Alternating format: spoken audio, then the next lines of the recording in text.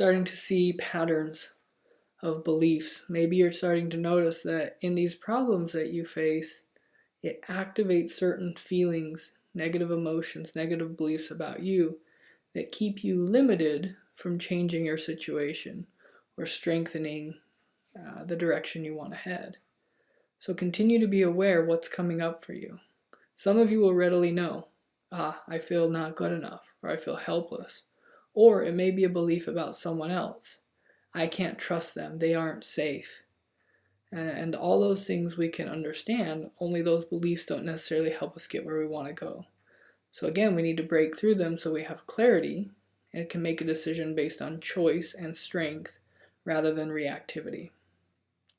So you'll see in this next section, this agreements I've made.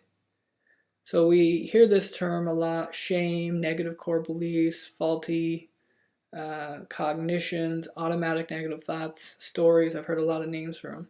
The one I prefer is agreements. We know that in the research where people struggle, for example, two twins grow up in an alcoholic home, same situation, and one grows up and thrives and is successful and is a great husband and father and loving and kind, and the other one grows up and is an alcoholic himself, not in a relationship or broken relationships or whatever. Same situation, what created the difference? One will say, I grew up in this alcoholic home. How was I ever going to stay that way? Of course I made a change. And the other will say, I grew up in an alcoholic home. Of course I turned out the same. The only difference was the belief, not the experience. And what we see again and again in the research is hard situations happen, and some people accept the meaning behind them, and others create a new meaning. So, dad beats the kids, and one kid says, this is because I'm not good enough. And he adopts that belief system. And the other kid says, this is because dad's a jerk. And he adopts that belief system.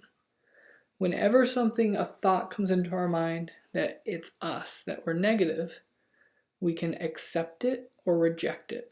And some of us have done this so many times that we just agree. Something happens and a thought comes in, I'm worthless, or I'm so dumb, or I'm an idiot. And instead of challenging that and having healthy self-esteem, we just say, oh, yep, I am an idiot, or I am worthless, or nobody will love me as I am, and we agree. So we need to be aware of those agreements, and we need to break them.